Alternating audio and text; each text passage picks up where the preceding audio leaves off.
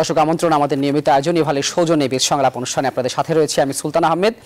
দর্শক আপনারা জানেন যে প্রতিদিন দুপুর 1টা থেকে কিন্তু ব্যবসা বাণিজ্যের নানা বিষয় নিয়ে সাম্প্রতিক নানা ঘটনা নিয়ে আপনাদের সামনে আমরা হাজির হই এবং সারা পৃথিবীব্যাপী ব্যবসা বাণিজ্যের বর্তমান পরিস্থিতি এবং উদ্যোক্তাদের কল্যাণে বিশেষজ্ঞদের মতামত নিয়ে আপনাদের সামনে আমরা হাজির হই।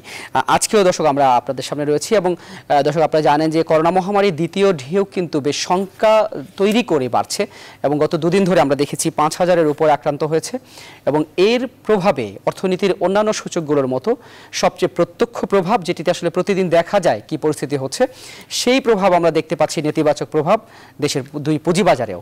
এবং আজকেও আমরা দেখেছি লেনদেন শুরু হওয়ার প্রায় 2 ঘন্টার মধ্যে ঢাকার প্রধান সূচক প্রায় 70 পয়েন্টের মতো নেতিবাচক ছিল এবং অন্যদিকে চট্টগ্রামেও কমছে প্রায় সব ধরনের শেয়ারের দাম। সব মিলে এক প্রকার আতঙ্কে রয়েছে বিনিয়োগকারীরা কি করতে পারে এই পরিস্থিতিতে, সেই সব বিষয় নিয়ে আমরা আজকে কথা বলবো করোনায় পুঁজিবাজার এবং আমাদের করণীয়। আমাদের সঙ্গে 3 জন অতিথি যুক্ত রয়েছেন। আমাদের সঙ্গে যুক্ত হয়েছেন জনাব মোস্তাক আহমেদ সাদিক, তিনি সাবেক সভাপতি ডিবিএ। আমাদের সঙ্গে ঢাকা বিশ্ববিদ্যালয়ের সহযোগী অধ্যাপক হিসাব বিজ্ঞান বিভাগের জনাব আলামিন, তিনি যুক্ত রয়েছেন। আমাদের সঙ্গে চট্টগ্রাম থেকে যুক্ত হয়েছেন মেজর অবসরপ্রাপ্ত ইমদাদুল ইসলাম, তিনি পরিচালক সিএসি। আমরা তাদের কাছে যাব আলোচনায়, তবে তার আগে হাতে থাকা একটি রিপোর্ট দেখে আসতে চাই। করোনায় পুরো অর্থনীতির মধ্যেই আসলে চপেটাঘাত তৈরি হতে শুরু করেছে এবং এরই মধ্যে এক প্রকার আতঙ্কে রয়েছেন অর্থনীতির সাথে সংশ্লিষ্ট সবাই। সেই বিষয়ে সহকর্মী বাবু কামরুজ্জামানের একটি প্রতিবেদন রয়েছে, দেখে আসবো সেটি। সহস্র সংকটেও হাল না ছেড়ে ঘুরে দাঁড়ানোর গল্প বিস্ময়কর হলেও বারবারই তা করে দেখিয়েছে বাংলাদেশ। মহামারীর ধাক্কায় বিশ্ব অর্থনীতির অনেক শক্তিধর দেশে যখন ঋণাত্মক প্রবৃদ্ধির পথে, তখনও বাংলাদেশের মতো উদীয়মান অর্থনীতির জন্য তা ছিল ইতিবাচক ধারাতেই।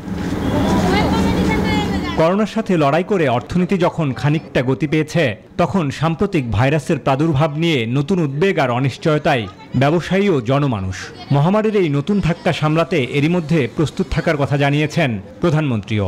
অর্থনীতি বিশ্লেষক ও চিকিৎসকরা বলছেন এমনভাবে কর্মসূচি নিতে হবে যাতে জীবিকার পথ বন্ধ না হয়। এক্ষেত্রে সীমিত পরিসরে স্বাস্থ্যবিধি মেনে ব্যবসায়িক কার্যক্রম পরিচালনা এবং প্রযুক্তি নির্ভরতা বাড়ানোর পরামর্শ বিশেষজ্ঞদের। করোনাকে প্রতিহত করার জন্য, নিয়ন্ত্রণ করার জন্য অবশ্যই অনেকগুলো কর্মসূচি গ্রহণ করতে হবে। শপিং মল, মার্কেট প্লেসগুলো যদি পুরো বন্ধ না রেখে 6 ঘন্টা খোলা রাখা যায় এবং যে অফিসগুলো ভার্চুয়ালি বাসায় বসে করা সম্ভব তারা বাসায় বসে করবে। সংক্রমণ আরো কয়েক মাস বেড়ে যেতে পারে, এটাকে ধরে নিয়েই আমাদেরকে এগোতে হবে এবং ক্যাপাসিটি বিল্ডিং করতে হবে হসপিটালগুলোতে, যাতে এটাকে আমরা সেবা দিতে পারি। করোনাকালে রপ্তানির শীর্ষ খাত পোশাক শিল্পের বিপর্যয় মোকাবেলায় নানা উদ্যোগ নেওয়া হলেও এরই মধ্যে বন্ধ হয়েছে অনেক ছোট ও মাঝারি পোশাক কারখানা, কমেছে অনেক বড় প্রতিষ্ঠানের ব্যবসায়িক লেনদেন। এছাড়া চাকরি হারিয়েছেন অনেক পোশাক কর্মীও। তাই সাম্প্রতিক করোনা সংক্রমণ আবারও বড় উৎকণ্ঠা ও বিপর্যয়ের মুখোমুখি দাঁড় করিয়েছে শ্রমঘন এই শিল্পকে। যেভাবে প্রাইস আসছে আমরা খুব শঙ্কিত, আমরা এইভাবে কি চালাতে পারবো কিনা অনেকদিন। যেখানে আগে অ্যাডসাইড এলসি ছিল, এখন ডেফার্ড এলসি আসছে অনেকগুলো, যে 90 দিন পরে পেমেন্ট হবে, 60 দিনের পরে পেমেন্ট হবে। প্রশ্ন হচ্ছে যে সব প্রতিষ্ঠান কি এই কয়েক মাস টিকে থাকতে পারবে কিনা, সব প্রতিষ্ঠান কি তাদের কর্মচারীদেরকে বেতন ভাতা ইত্যাদি দিতে পারবে কিনা, ঈদের বেতন ইত্যাদি দেওয়া কোনো মতে সম্ভব হবে কিনা এই ইন্ডাস্ট্রির পক্ষে, এগুলো নিয়ে এখনই ভাবতে হবে। বিপর্যস্ত অর্থনীতি টেনে তুলতে সাধারণ মানুষকেও স্বাস্থ্যবিধি মানতে আরও সচেতন এবং প্রশাসনকে কঠোর নজরদারি বাড়ানোর পরামর্শ দিয়েছেন বিশ্লেষকরা। বাবু কামরুজ্জামান, নিউজ 24, ঢাকা। পুরো অর্থনীতি বাঁচাতে যেমন শঙ্কার কথা রয়েছে, এমন রিপোর্টে সহকর্মী বাবু কামরুজ্জামান বলছিলেন, ঠিক তেমনিভাবে পুঁজিবাজারও যেটি বলছিলাম যে প্রত্যক্ষ প্রতিফলন আমরা দেখতে পাচ্ছি। গত কয়েকদিন ধরেই পুঁজিবাজারে বেশ আতঙ্ক বিরাজ করছে এবং সাধারণ বিনিয়োগকারীদের মধ্যে এক প্রকার আতঙ্ক রয়েছে যে কি হতে যাচ্ছে সামনে, এবং এর প্রভাবে কিন্তু অনেকেই হাতে থাকা শেয়ার বিক্রি করছে, অর্থাৎ বিক্রির চাপ বাড়ার ফলে কিন্তু সেটি পুরো বাজারের উপর নেতিবাচক প্রভাব পড়ছে। জনাব মোস্তাক আহমেদ সাদিক, আপনি নিশ্চয়ই শুনতে পাচ্ছেন আমাকে, এবং আপনার কাছে শুরুতে আসতে চাই যে বর্তমান পরিস্থিতিতে আসলে আজকেও আমরা দেখলাম পুঁজিবাজারের সূচক সবগুলোই নেতিবাচক, কি পরিস্থিতি রয়েছে এবং সাধারণ বিনিয়োগকারীরা আসলে কি ভাবছেন?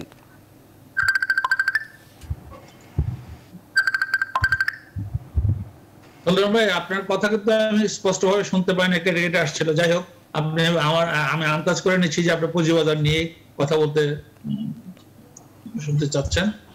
পুঁজিবাজারে তো গুজব একটা আছেই যে কোনো সময় বন্ধ হয়ে যেতে পারে, এরকম একটা গুজব ছাড়া বাজারটাকে ফালানো হচ্ছে ইচ্ছাকৃত ভাবে।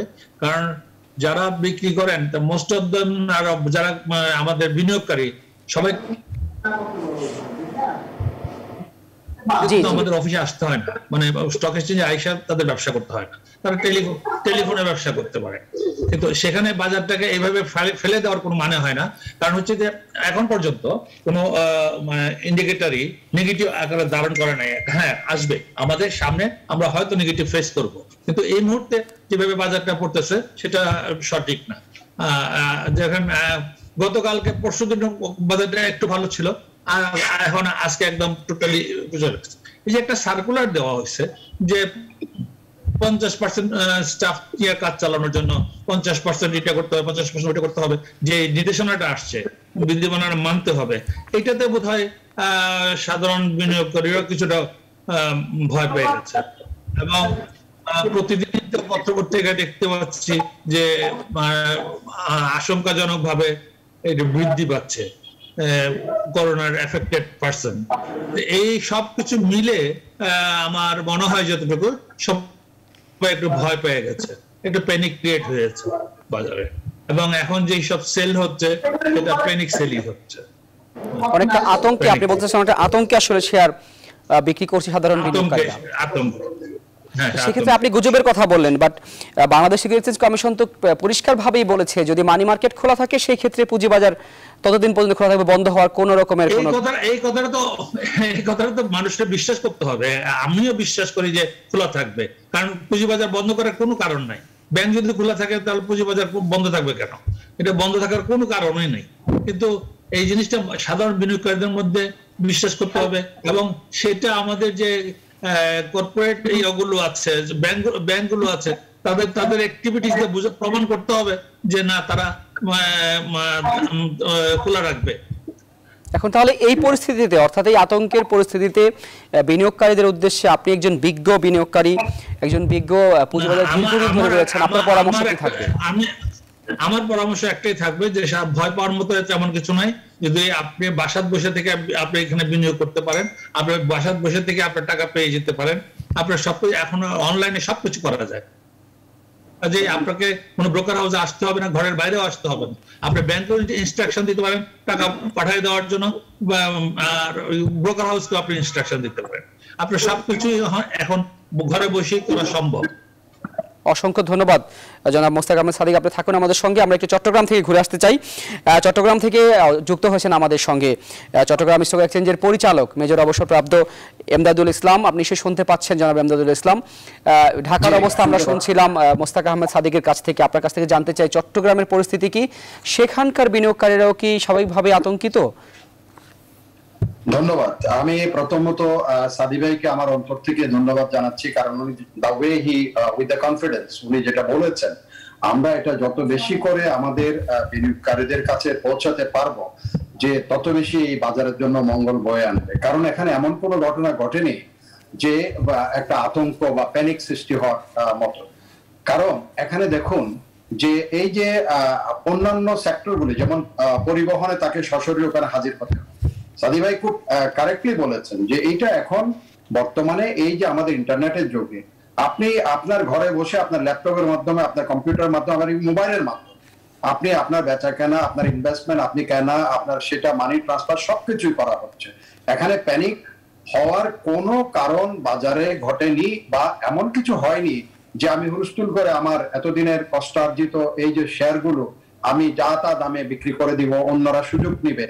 এই সুযোগটা নিতে দেওয়া উচিত নয়। পুঁজিবাজারে অপেক্ষা করতেই হবে। যখন এই ধরনের গুজব ছড়ায় তখন বিনিয়োগকারীদের অনেক বেশি, আরো বেশি তাদের ওয়াইসলি, তাদের wisdom, they must use their wisdom, তাদের বুঝতে হবে যে এটা এই মুহূর্তে বাজারে যদি প্যানিক হয় সেই নিজেই ক্ষতিগ্রস্ত হবে। আর যেটি চট্টগ্রামের কথা বলছেন, চট্টগ্রাম বাংলাদেশের বাইরে নয়। আমি বলবো যে বর্তমানে ঢাকার যে অবস্থা, চট্টগ্রামে একই অবস্থা। এখানে যারা সুযোগ সন্ধানী তারা এই সুযোগটা নেওয়ার জন্য আরো বেশি করে এখানে গুজবে কান দেওয়ার জন্য বিনিয়োগকারীদের উৎসাহিত করবেন। তবে আমরা যারা এখানে জড়িত আছি, আমাদের দায়িত্ব হচ্ছে, সিকিউরিটি এক্সচেঞ্জ কমিশনের দায়িত্ব হচ্ছে, দুইটা স্টক চেঞ্জের দায়িত্ব হচ্ছে, বা যারা ব্রোকার হাউসে যারা আছেন, সাদি ভাইদের মতো যারা অভিজ্ঞ লোকরা আছেন, তাদের দায়িত্ব হবে বেশি বেশি করে মিডিয়ার মাধ্যমে বিনিয়োগকারীদের নিশ্চয়তা দেওয়া যে এখানে কোনো অবস্থাতেই তারা ক্ষতিগ্রস্ত হবে না, বরং ক্ষতিগ্রস্ত হবে যদি তারা প্যানিক হয়।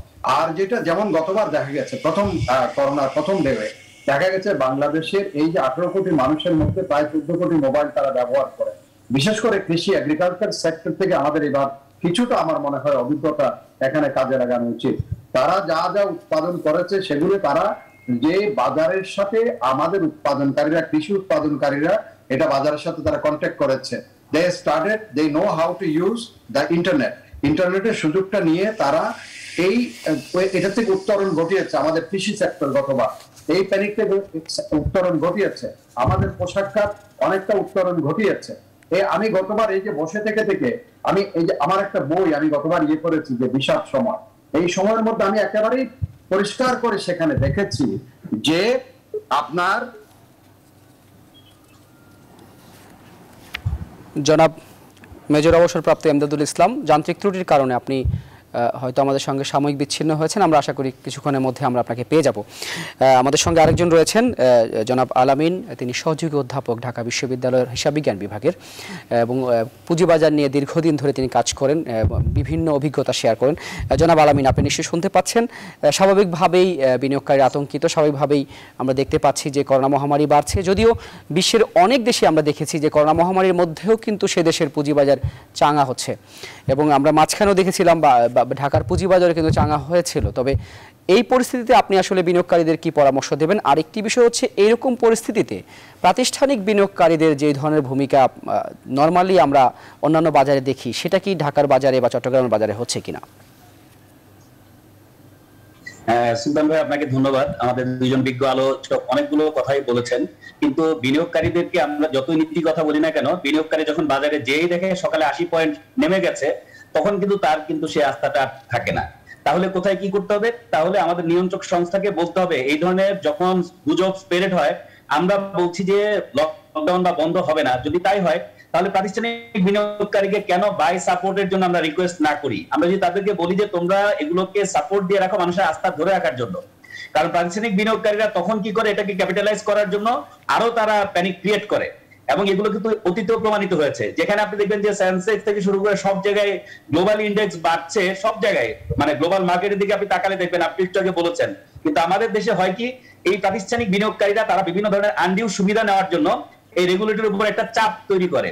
এই চাপ তৈরি করতে গিয়ে তারা কিন্তু দীর্ঘদিন, গত লাস্ট ট্রেডিং ডেতে আমরা 55 পয়েন্ট প্লাস দেখেছি। দেখার সাথে সাথে যখন 2টার দিকে 18টা নির্দেশনা আসলো, আসার সাথে সাথে বাজারকে যার হাতে যা শেয়ার আছে তারা বিক্রি করা শুরু করে দিয়েছে। আজকেও সকালে এসে বাজারটাকে এভাবে বিক্রি করে দিয়েছে। তাহলে আপনি যত আশ্বাস দিচ্ছেন, যত পজিটিভ কথা বলছেন, যেমন এর মধ্যে আপনি জানবেন যে ডিজিটাল বুথ ওপেন হয়েছে বরিশালে, আরো অনেকটা প্লেসে ডিজিটাল বুথ ওপেন হবে, যেখানে আপনি ডিজিটালি বা অনলাইনে যে ট্রেডটা আপনি করতে পারেন, সেখানে তো আপনার ওখানে যাওয়ার দরকার নাই। 50% ওয়ার্কফোর্স থাকলেও কিন্তু আপনি অন্যান্য বিজনেসের চেয়ে এই বিজনেসটা করা যায়, এটা ওভার ফোন করা যায়। তাহলে এখানে সমস্যাটা কোথায়? সমস্যাটা আমি দেখছি যে প্রাতিষ্ঠানিক বিনিয়োগকারীদের প্রফেশনালিজমের অভাব। তারা কর্পোরেট দায়বদ্ধতার জায়গা থেকে না এসে, সিএসআর না করে তারা সম্পূর্ণ প্রফিট মেকিং এর দিকে চলে যায়। একমাত্র তাদের উদ্দেশ্য থাকে প্রফিট করা। তাহলে আপনি যে প্রফিটটা করবেন, যাদের হাত দিয়ে আপনি প্রফিটটা করতে চান, তারা যদি নিঃস্ব হয়ে যায়, তাহলে আপনি প্লে করবেন কাদেরকে নিয়ে? তাদেরকে তো আপনাকে বাঁচিয়ে রাখতে হবে। সেই জন্য আমি মনে করি আস্থার জায়গাটা প্রাতিষ্ঠানিক বিনিয়োগকারীকে সৃষ্টি করতে হবে। আজকে যেহেতু একটা গুজবের ব্যাপার ছিল যে বাজারে 18টা নির্দেশনা পালন করতে গেলে সারা দেশের অবস্থা, যেহেতু করোনার সংক্রমণের মাত্রা বাড়ছে, তাদের দায়িত্ব ছিল সকাল থেকে তারা এটাকে অনেকটা সাপোর্ট দেওয়া। যখন ইন্ডেক্স দেখতে না পড়তো, তখন কিন্তু মানুষের মধ্যে একটা আস্থা আসতো যে তাহলে সমস্যা নাই। উল্টা যখন এসে দেখতেছি যে আমার 80 পয়েন্ট নাই, তখন কিন্তু আমরা যত কথাই বলি না কেন, মানুষের মধ্যে সে আস্থাটা আসবে না। সেই ক্ষেত্রে আমি মনে করি প্রাতিষ্ঠানিক বিনিয়োগকারীকে দায়িত্বশীল হতে হবে। অবশ্যই সাধারণ বিনিয়োগকারীকে আরো সচেতনতার সাথে, যেহেতু এটা পুঁজিবাজার দীর্ঘমেয়াদে এটাকে ওয়েট করে দেখতে হবে, কারণ এই ক্রাইসিসটা এক সময় চলে যাবে, তখন তো তার লস এত বেশি হবে না। আজকে যেখানে শেয়ারটা সেল করছে, আমার মনে হয় না, অবশ্যই তাদের সেল না করে অপেক্ষা করা উচিত এবং প্রাতিষ্ঠানিক বিনিয়োগকারীকে দায়িত্বশীল হওয়া উচিত। অসংখ্য ধন্যবাদ জনাব আলামিন। অপেক্ষা করা উচিত, এবং সেই অপেক্ষার পরবর্তীতে আসলে কি হতে পারে সেই বিষয়ে আমরা আরো জানতে চাই। এর পাশাপাশি আপনি যেমনটি বলছিলেন, প্রাতিষ্ঠানিক বিনিয়োগকারী, সরকারি প্রতিষ্ঠান, আইসিবি রয়েছে, ব্যাংকগুলো রয়েছে। কদিন আগে আমরা দেখেছিলাম যে ব্যাংকগুলো নতুন করে বিনিয়োগের ব্যাপারে উৎসাহী হয়েছেন। সব মিলিয়ে এই বিষয়ে আমরা আরো জানতে চাই, কথা বলতে চাই আপনাদের সঙ্গে। তবে ছোট্ট একটি বিরতির পর, দর্শক আপনারা দেখছেন ইভালি সৌজন্যে আমাদের নিয়মিত আয়োজন বিদ সংলাপ, সাথেই থাকুন। ফিরছি ছোট্ট একটি বিরতির পর। দর্শক আমন্ত্রণ আরও একবার, আপনারা দেখছেন ইভালের সৌজন্যে আমাদের নিয়মিত আয়োজন বেদ সংলাপ। আপনাদের সাথে রয়েছে আমি সুলতান আহমেদ। যে বিষয়ে আজকে আমরা আলোচনা করছি, করোনায় পুঁজিবাজার এবং সাধারণ বিনিয়োগকারীদেরকে নানা রকমের পরামর্শ দিচ্ছেন আমাদের সঙ্গে যুক্ত অতিথিরা। বিরতিতে যাবার আগে যেমনটি জনাব আলামিন আপনি বলছিলেন যে প্রাতিষ্ঠানিক বিনিয়োগকারীদের আচরণের কারণেই আসলে বাজারটি ভালো হচ্ছে না, এইরকম পরিস্থিতিতে আসলে প্রাতিষ্ঠানিক বিনিয়োগকারীদের যেরকম আচরণ হওয়া উচিত তা আমরা ঢাকার বাজারে দেখছি না। এর পাশাপাশি তো আমি যেমন যুক্ত করেছিলাম যে সরকারি প্রতিষ্ঠান আইসিবি রয়েছে, ব্যাংকগুলো রয়েছে, সব মিলিয়ে আসলে এই আইসিবির এখন আসলে কি করণীয়? আমরা তো জানি যে এরকম পরিস্থিতিতে বড় প্রতিষ্ঠানগুলো এগিয়ে না আসলে পরে বাজার ধরে রাখা সত্যি মুশকিল হয়ে দাঁড়াবে। জনাব আলামিন, জনাব আলামিন শুনতে পাচ্ছেন আপনি? হ্যাঁ, আমি শুনতে পাচ্ছি। আমি আপনার সাথে সেখানে একমত। আপনি কি আমাকে শুনতে পাচ্ছেন? জি জি, এখন শুনতে পাচ্ছি। হ্যাঁ, আমি যেটা বলতে চাচ্ছিলাম যে প্রাতিষ্ঠানিক বিনিয়োগকারীকে অবশ্যই বিশেষ প্রয়োজনে নির্দেশনা দিবেন, কারণ সার্ভিলেন্সে তারা দেখতে পারেন কোন কোন হাউস থেকে এগুলো সেল হচ্ছে, এবং বড় হাত থেকে যখন সেলগুলো হয় তখন ক্ষুদ্র বিনিয়োগকারী কিন্তু আর কিছু করার থাকে না। সেই ক্ষেত্রে এগুলোকে স্টপ করাতে হবে। সার্ভিলেন্স থেকে যেখানে সাপোর্ট দেওয়ার কথা তাদেরকে সাপোর্ট দিতে হবে। সাপোর্ট দিলে যখন মানুষ দেখবে পয়েন্টের পতন হচ্ছে না, শেয়ারের দর পতন হচ্ছে না, তখন কিন্তু অটোমেটিক্যালি তার আস্থা আসবে। না হলে আমরা যত কথাই বলি না কেন, যখন দেখবেন আপনি যেমন এই মুহূর্তে 78 পয়েন্ট নাই, তাহলে আপনি কিভাবে বিশ্বাস করবেন যে আসলে এটার কোনো প্রভাব পড়বে না? তখন তো এটাকে আরো সাধারণ বিনিয়োগকারীরা বেশি প্যানিকড হয়ে যায়। আপনার উচিত ছিল আগে থেকে তাদেরকে নির্দেশনা দেওয়া। আমাদের আইসিবির কথা আপনি বলছেন, বা আমাদের রাষ্ট্রায়ত্ত যে আমাদের যে মানে প্রতিষ্ঠানগুলো আছে, তাদের যে ব্রোকারেজ হাউসগুলো রয়েছে, মার্চেন্ট ব্যাংক যারা রয়েছে, তারা প্রত্যেকে যদি আজকে একটা সাপোর্ট লেভেল ক্রিয়েট করার চেষ্টা করতো যে না, আমরা কোনো ধরনের বড় ধরনের সেল হবে না, এবং যেসবে আমাদের ইন্ডেক্স হাই আপ হয় যে শেয়ারগুলোতে স্পেশালি, সেই সব দিকে আমরা কনসেন্ট্রেট করবো, তাহলে ইন্ডেক্সটা যদি নেগেটিভ না হতো তাহলে কিন্তু মানুষের মধ্যে ওই ভয়টার কাজ করতো না। তাহলে আমরা বিশ্বাস করতাম যে বিসিবি একটা সার্কুলার দিয়েছে, পুঁজিবাজার বন্ধ হবে না, সেটার উপরে আমাদের একটা আস্থা থাকতো। আমরা সার্কুলার একদিকে দেখছি বন্ধ হবে না, অন্য দেখছি যে গুজবের সাথে সাথে বাজারটা পড়ে যাচ্ছে, তখন কিন্তু আমাদের ভেতরে ওই ভয়টা কাজই করে যে যেহেতু পড়ে যাচ্ছে তার মানে তো এই সার্কুলারকে মানে মানছে না, এই সার্কুলারের প্রতি তাদের আস্থা নাই, তাহলে আলটিমেটলি কিন্তু আমাদের আর কিছু করার থাকে না। তাহলে আমরা কি করতে পারি? এখানে অবশ্যই দায়িত্বশীল আচরণ এবং প্রফেশনালিজম থাকতে হবে প্রাতিষ্ঠানিক বিনিয়োগকারীদের মধ্যে। তাহলে আমরা হয়তো সেখান থেকে আমরা সাধারণ বিনিয়োগকারীকে একটা আশ্বস্ত জায়গায় নিয়ে যেতে পারবো। অসংখ্য ধন্যবাদ জনাব আলামিন। জনাব মেজর অবসরপ্রাপ্ত এমদাদুল ইসলাম, সেই সময় যান্ত্রিক ত্রুটির কারণে আপনাকে আমরা পাইনি, আপনি কি শুনতে পাচ্ছেন এখন আমাকে? জি, আমি শুনতে পাচ্ছি। অসংখ্য ধন্যবাদ আপনাকে। যেই বিষয়টি আপনি বলছিলেন যে চট্টগ্রাম আসলে ঢাকার বাইরের কোনো অংশ নয়, স্বাভাবিকভাবে ঢাকার মতো চট্টগ্রামেও আসলে বিনিয়োগকারীর আতঙ্কে শেয়ার বিক্রি করছে, সেই ক্ষেত্রে আপনারা সিএসির পক্ষ থেকে আসলে কি ধরনের পদক্ষেপ নেবেন, কিংবা যে গুজবে কান দিচ্ছে বিনিয়োগকারীরা, সেই গুজব থেকে কি করে বের করে আনার কোনো উদ্যোগ নিচ্ছেন কিনা আপনারা? শুনুন, এটা মুক্তবাজার অর্থনীতির একটা নিয়ম হচ্ছে আপনি you are at your liberty. এই যে আপনি যখন কেউ বিক্রি করে দিবে, সেই এখানে সবচেয়ে যেটা হয় ইন্টারফারেন্সের একটা পথ আছে, সেটা হচ্ছে ইনভেস্টরদের যত বেশি ইনফর্ম করে রাখা সম্ভব যে এটা কোন ধরনের এখানে এমন কোন ব্যবস্থা গ্রহণ করা হবে না, পুঁজিবাজার বন্ধ হয়ে যাবে বা পুঁজিবাজার এই হবে সেই হবে, এগুলোর থেকে। কিন্তু আপনি যখন ব্যক্তি একজন যখন মনে করে, সে যখন মানসিকভাবে একটা সিদ্ধান্ত নিয়ে ফেলে যে না এটা বোধহয় হয়ে যেতে পারে, তার একটা গ্যাস করে, সে বাজারকে সে এটাতে স্পেকুলেশনের উপরে সে মনে করে যে বোধহয় এই যে দ্বিতীয় ঢেউ শুরু হলো, কালকে যেমন আমরা শুনছি যে বাংলাদেশের গত বছরের থেকে এবছর অবস্থা আরো খারাপ, স্কুল কলেজ লকডাউন হবে, আশেপাশে দেশগুলি যেমন ভারতে কালকে বলা হলো যে সবচেয়ে বেশি ওয়ার্ল্ড রেকর্ড এফেক্টেড হয়েছে, তারপর ধরেন আমাদের এখানে মৃত্যুর হার বাড়ছে, এগুলি থেকে সে নিজে নিজে এক ধরনের একটা মানসিক একটা সেট আপ, সাইকোলজিক্যাল একটা সে ইনার ওয়ার্ল্ডটা তার গড়ে তোলে সে ক্যালকুলেট করে যদি কোনো কারণে বন্ধ হয়ে যায় আমি টাকা পয়সা কোথায় পাবো, পরিবার পরিজন আছে বা আরো কি পড়ে যাবে কিনা। বরং এটাকে কোনো স্টক চেঞ্জ তো ইন্টারফেয়ার করতে পারে এই যে জিনিসগুলো ইনফর্ম করে রাখা, যত বেশি ইনভেস্টরদেরকে ইনফর্ম করে রাখা যাবে যে এগুলো হবে না। মধ্যখানে আমি মিস করেছি, হয়তো সাদি ভাই আর আমাদের প্রফেসর উনি নিশ্চয়ই এগুলিতে আলোচনা করেছেন। যত বেশি ইনফর্ম করে রাখা যায়, রেগুলেটরদের কাজ বা স্টক চেঞ্জের কাজ হচ্ছে ইনভেস্টরদেরকে নিশ্চয়তা দেওয়া যে এই ধরনের কিছু, এবং একইভাবে সরকারের যারা দায়িত্ববান আছে, যারা অর্থ মন্ত্রণালয় আছে, তারাও বেশি বেশি করে এটাকে বলা যে এই ধরনের কোনো কিছু হতে যাচ্ছে না, বা ইভেন স্বাস্থ্য মন্ত্রণালয় থেকে যেগুলি সার্কুলেশন দিচ্ছে সেখান থেকেও বলা এমন কোনো পরিণতির দিকে দেশ এখনো আসে নাই যে এখানে কোনো ধরনের কলাপস হতে পারে কোনো কিছু। সুতরাং প্যানিক হয়ে নিজের অর্জিত এই যে টাকা পয়সাটা যেটা আমি বিনিয়োগ করেছি সেটাকে নিজে নিজে ক্ষতিগ্রস্তের মুখোমুখি না হওয়া, এটা থাকবে, এটা কখনো বন্ধ হবে না, পুঁজিবাজার বন্ধ হবে না। এবং যতক্ষণ পর্যন্ত সাদি ভাই শুরুতেই বলছিলেন যে যতক্ষণ পর্যন্ত ব্যাংকিং খাত, অর্থ এবং এই যে ক্যাপিটাল মার্কেট আর মানি মার্কেট দুটাই তো পাশাপাশি, মানি মার্কেট যতক্ষণ পর্যন্ত অপারেট করবে ক্যাপিটাল মার্কেট ততক্ষণ বেশি। বরং ক্যাপিটাল মার্কেটে আরেকটা সুবিধা আছে, সেটা হচ্ছে থ্রু ইন্টারনেট, থ্রু মোবাইল, প্রত্যেকের হাতে এখন মোবাইল আছে, মোবাইলের মাধ্যমে সে খবরাখবর নিতে পারবে। আমি শুরুতেই বলছিলাম যে আমাদের কৃষি খাত থেকে এবার একটা বড় শিক্ষণীয় বিষয় আছে।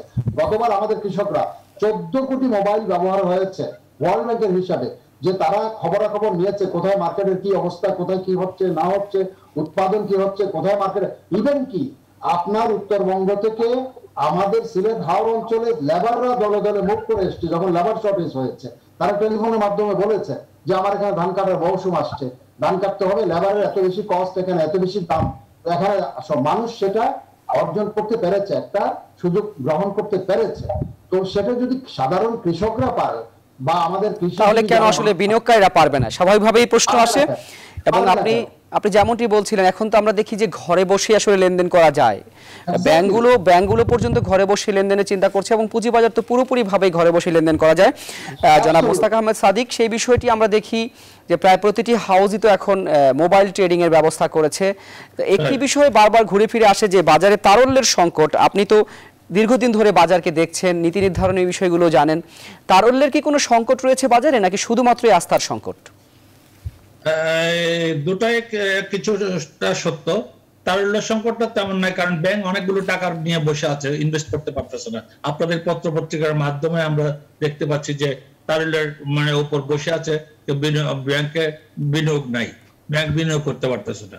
ব্যাংকে তারল্য সংকট নেই, কিন্তু পুঁজিবাজারে তারল্যের সংকট রয়েছে কিনা? পুঁজিবাজারের তারল্য সংকটটা আমি বলতেছি আপনাকে যে আমাদের অনেকগুলো বড় বড় ইস্যু আসছে, বড় বড় ইস্যু, এবং এক একটা ইস্যুতে প্রায় বেশ কিছু টাকা চলে গেছে ইস্যুয়ারদের কাছে, বুঝলেন? এইটুকু সংকট তো আছেই, কিন্তু এইটুকু আবার কাভার হয়ে যায় যখন ট্রেডিং সিস্টেমে চলে আসে। কাজেই তারল্য সংকট যে খুব বিরাট আকারে দেখা দিয়েছে আমি এটা মনে করি না।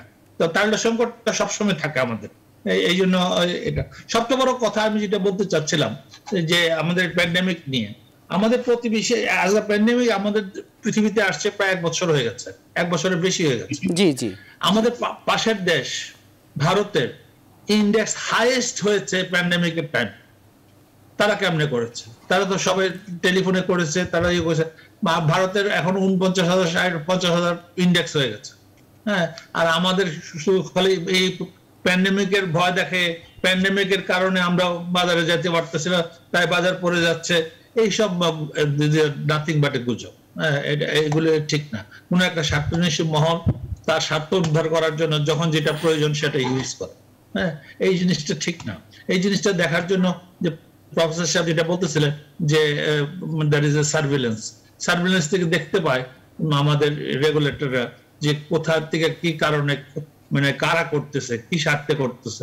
এটা যদি একটু দেখতে চেষ্টা করলে পারে, এটাকে রকেট সায়েন্স লাগে না এখানে এটা দেখতে। কাজেই আমি মনে করি রেগুলেটরদের একটা ভূমিকা আছে, তা মানুষের মনে আস্থা ফিরিয়ে আনাটা একটা বিরাট কঠিন কাজ, কিন্তু এই কঠিন কাজটা করতে হবে। ওনারা যখন প্রথম জয়েন করছে আইসা এজ এ কমিশনার, পুরো সেট চেঞ্জ হয়ে গেছে। তো কাজে যখন আসছে মানুষের খুব আস্থা আসছিল, মানুষ আস্থা ফিরে পাচ্ছিল, এবং নতুন যে বিউ গুলো আসছে ওনারা জয়েন করার পরে অনেক বিউ হয়েছে, এবং মানুষ বেশ আস্থার সঙ্গে আবার নতুন করে নতুন উদ্যোগনায় বিনিয়োগ করা শুরু করেছিল। আস্তে আস্তে আস্তে আস্তে একটু হয়তো করোনার কারণে হোক বা যে কোনো কারণে হোক কোনো আস্থার ভঙ্গ কিছুটা হইতেছে। সেই আস্থার সংকট তৈরি হলে কি এই সংকট দীর্ঘমেয়াদী হবে কিনা এই বিষয়ে আমরা আরো বিস্তারিত শুনতে চাই জনাব মোস্তাক আহমেদ সাদিক। যাতে না হয় সুলতান সাহেব, যাতে এই আস্থার সংকটটা দীর্ঘমেয়াদী না হয়, দীর্ঘমেয়াদী সর্বনাশ হয়ে যাবে, যাতে এইটুকু এখনই স্টপ করতে হবে। আস্থার সংকট স্টপ করতে হবে। জনাব মোস্তাক আহমেদ সাদিক, অসংখ্য ধন্যবাদ আপনাকে। এই আস্থা কি করে ধরে রাখা যায় সেই বিষয়ে আমরা আরো আলোচনা করতে চাই, তবে ছোট্ট একটি বিরতির পরে। দর্শক আপনারা দেখছেন ইভালি সৌজন্যে আমাদের নিয়মিত আয়োজন বিদ সংলাপ, সাথেই থাকুন। ফিরছি ছোট্ট একটি বিরতির পর। দর্শক আমন্ত্রণ আরও একবার, আপনারা দেখছেন ইভালির সৌজন্যে আমাদের নিয়মিত আয়োজন বিদ সংলাপ। যে বিষয়ে আজকে আমরা কথা বলছি করোনায় পুঁজিবাজার। স্বাভাবিকভাবেই করোনা আক্রান্ত পুঁজিবাজার এবং যেটি আমরা শুনছিলাম সবার কাছ থেকে যে এক প্রকার আতঙ্কেই আসলে শেয়ার বিক্রি করে দিচ্ছে সাধারণ বিনিয়োগকারীরা। বড় বিনিয়োগকারীদেরও সেভাবে কোনো ভূমিকা নেই। সব মিলিয়ে বাজার এবার যদি আস্থাহীন হয়ে পড়ে তাহলে সত্যি আসলে সেইখানে আস্থা ফিরিয়ে আনা একটু মুশকিল হবে। যেমনটি মোস্তাক সাদিক বিরতিতে যাবার আগে বলছিলেন, যে কোনো মূল্যে এই আস্থা ধরে রাখতে হবে। আপনার কাছ থেকে জানতে চাই খুব সংক্ষিপ্ত আকারে, কারণ আমাদের শেষ বিরতিতে আমরা খুব বেশি সময় পাবো না, আপনি যদি বলেন যে কি করলে আসলে আস্থা ফিরিয়ে আনা যায়। এবং আমরা তো দেখি অন্যান্য দেশে এই করোনা প্যান্ডেমিকের সময় অন্যান্য ব্যবসা বাণিজ্যের পরিস্থিতি যখন খারাপ হয় তখন পুঁজিবাজার ভালো থাকে, আমাদের দেশে এটি হয় না কেন?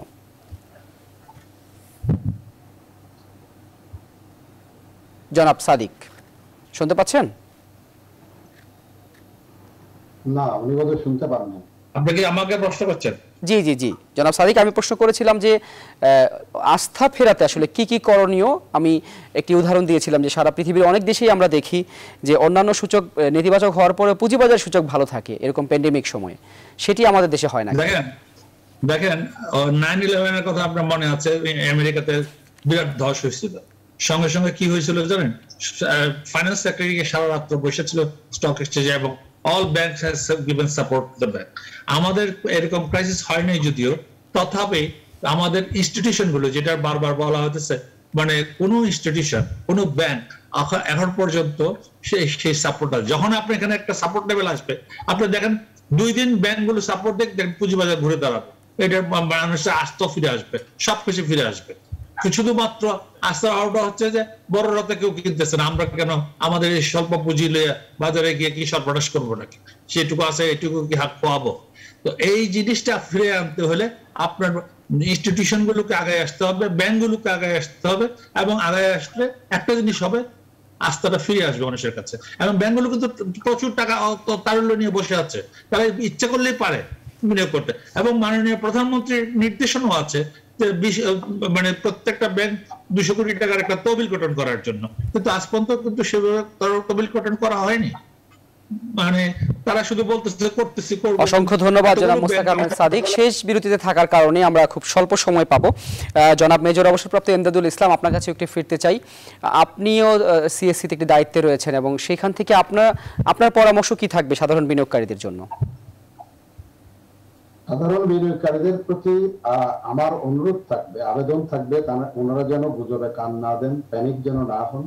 আর সাদি ভাই যেটা বললেন, ইনস্টিটিউশন যারা আছে, যেগুলি বড় বড় ইনস্টিটিউট যারা ইন্টারফেয়ার করতে পারে বাজারে, তাদের এই দুঃসময়, যখন আমরা দুঃসময় এই কারণে বলছি যে প্যানিক হয়ে মানুষ, এই যে আজকে বললেন একটু আগে আমরা শুনছিলাম ওদের কথা 80-90 দিকে পর্যন্ত আজকে মাইনাস হয়ে গেছে বাজারে, সেখানে তারা দেয়ার এই যে লিকুইডিটি যারা আছে, প্রচুর লিকুইডিটি, সাদি ভাই ঠিকই বলেছেন, আমিও জানি প্রচুর লিকুইডিটি ব্যাংকগুলো তো আছে, ফিনান্সিয়াল ইনস্টিটিউটগুলো, তারা দে মাস্ট কাম ফরওয়ার্ড এবং তারা বাজারকে এই যে রেস্কিউ প্যাকেজ।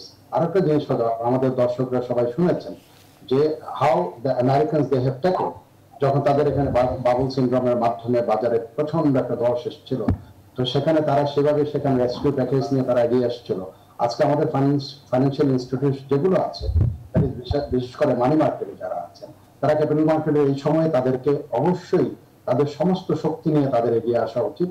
একই সাথে ক্ষুদ্র যারা বিনিয়োগকারী আছে তাদেরকে আশ্বস্ত করা উচিত, তাদেরকে পথ দেখানো উচিত, বা তারা যখন দেখবে যে তাদের এই বাজারের মধ্যে বড় ইনস্টিটিউশন গুলো এসে তারা পার্টিসিপেট করছে, তখন বাজারে কিন্তু তখন তাদেরও আস্থা তৈরি হবে এবং বাজার আসলে বড় রকমের কোনো ধসের মধ্যে পড়বে না। অসংখ্য ধন্যবাদ জনাব এমদাদুল ইসলাম। আমরা শেষবারের মতো জনাব আলামিন আপনার কাছে একটু ফিরতে চাই। এমনও তো হয় যে করোনা মহামারীর মধ্যে যে সমস্ত মৌলভিত্তিক বা ভালো মানের কোম্পানিগুলোর শেয়ার এখন অবমূল্যায়িত রয়েছে, সেগুলো কিনে রাখলে ভবিষ্যতে অনেক বড় রকমের প্রফিট পাওয়া সম্ভব। আপনি কি মনে করেন? হ্যাঁ, অবশ্যই আপনি যথার্থ বলেছেন, কিন্তু এখানে আমাদের সাধারণ বিনিয়োগকারীদের ফান্ডগুলো তো অলরেডি স্টাক হয়ে গেছে। আপনি যদি লক্ষ্য করে দেখেন, রিসেন্টলি বেশ কিছু আইপিও এসছে বুক বিল্ডিং মেথডে, সেখানে প্রথম দিন যেদিন লেনদেনটা হয়েছে সেদিন কিন্তু অনেক হাই রেটে সাধারণ বিনিয়োগকারীর কাছে শেয়ারগুলোকে প্রাতিষ্ঠানিক বিনিয়োগকারী অফলোড করেছে। এখন তাদের কিন্তু সেই দামে না যাওয়া পর্যন্ত তাকে কিন্তু ওয়েট করতে হচ্ছে। আবার অন্যদিকে যারা বিক্রি করেছে তারা কিন্তু আবার পার্টিসিপেট করছে না। তাহলে কিন্তু আপনি ঘুরে ফিরে যাই বলেন না কেন, সাধারণ বিনিয়োগকারী কিন্তু জেনে বুঝে এখন কেনার মতো তাদের কাছে কোনো টাকাই নাই। আপনি রবি থেকে শুরু করে, এনার্জি প্যাক থেকে শুরু করে, মিরাক্টার থেকে শুরু করতে লাস্টলি লুপব্রেভ, প্রত্যেকটা কোম্পানি কিন্তু অনেক হাই রেটে সাধারণ বিনিয়োগকারীর হাতে গিয়েছে। কেন? কারণ আপার সার্কিটের যেতে যেতে যেদিন সেলেবল হয়েছে সেই দিনই কিন্তু সাধারণ বিনিয়োগকারী শেয়ারটা পেয়েছে। তারা কারা ডিস্ট্রিবিউট করেছে? এলিজিবল ইনভেস্টর বা যোগ্য বিনিয়োগকারী। তারা মানুষের হাতে তুলে দিয়েছে, মানুষের ফান্ড কিন্তু আটকে গেছে, স্টাক হয়ে গেছে। তাইলে তো সে চাইলেও এখন ভালো শেয়ার কিনতে পারছে না। কিন্তু যাদের ফ্রেশ ফান্ড আছে তারা যদি ভালো ফান্ড শেয়ার কিনে তাহলে হয়তো এটা আপনার ফিউচারে তাদেরকে অনেক রিটার্ন দিবে, কিন্তু এখানে তাদের হাতে সেরকম ফান্ড নেই। ফান্ড নেই তাদের হাতে একটি বড় বিষয়। তার মানে আপনি বলতে চাচ্ছেন যে এই যে অনেকগুলো আইপিও একের পর এক আসলো, এটি একটি নেতিবাচক প্রভাব ফেলেছে বাজার পতনের জন্য? অবশ্যই, কারণ আপনি দেখবেন, আপনি যদি প্রতিটা আমি একটা লেখা লিখেছিলাম, প্রতিটা আইপিও যেদিন প্রথমে লার্জ ভলিউমে ট্রেড হয়েছে ওই রেটে আর কোনোদিন ওঠেনি। 101 টাকা 80 পয়সা যেদিন এনার্জি প্যাকের লেনদেন হলো 1,97,00,000 শেয়ার ট্রেড হলো। এইখানে সব প্রাতিষ্ঠানিক বিনিয়োগকারী একদিনে বিক্রি করে দিয়েছে, তাদের কোনো লক ইন নাই। যোগ্য বিনিয়োগকারী যারা নিয়েছে কোনো লক ইন নাই। তাহলে 101 টাকা শেয়ার এখন 42 টাকা। যে লোকটা 101 টাকায় শেয়ারটা কিনেছে তার ফান্ড কোথায় গেছে? কিন্তু যোগ্য বিনিয়োগকারী যে শেয়ারটা বিক্রি করে দিল সে তো এই ফান্ডটা আর অন্য বাজার স্ট্যাবিলাইজেশনের কাজে লাগাচ্ছে না। তারা কিন্তু তাদের বেনিফিটটা ম্যাক্সিমাম লেভেলে নিয়ে নিচ্ছে at the cost of general investor. এখন আমরা যত জেনারেল ইনভেস্টরকে বড় বড় কথা বলি, এই মুহূর্তে 92 পয়েন্ট নাই। জেনারেল ইনভেস্টর তো আমাদের কথা শুনবে না, তারা দেখবে তার পুঁজি শেষ, তার সবকিছু শেষ। আমাকে সেই জন্য অসংখ্য ধন্যবাদ জনাব আলামিন। আমরা আশা করি আমাদের বিনিয়োগকারীরাও আপনাদের পরামর্শ অনুযায়ী আসলে স্বাভাবিক আচরণ করবে এবং আতঙ্কিত না হয়ে তাদের দীর্ঘমেয়াদী বিনিয়োগের চিন্তা করবে। তিনজনকে অসংখ্য ধন্যবাদ দিচ্ছি। আরো একবার আশা করি পরের কোনো পর্বে আপনাদের অতিথি করে পাবো। দর্শক, আজ এ পর্যন্ত। আপনারা ভালো থাকুন, সুস্থ থাকুন এবং সব খবর সবার আগে দেখতে চোখ রাখুন নিউজ 24।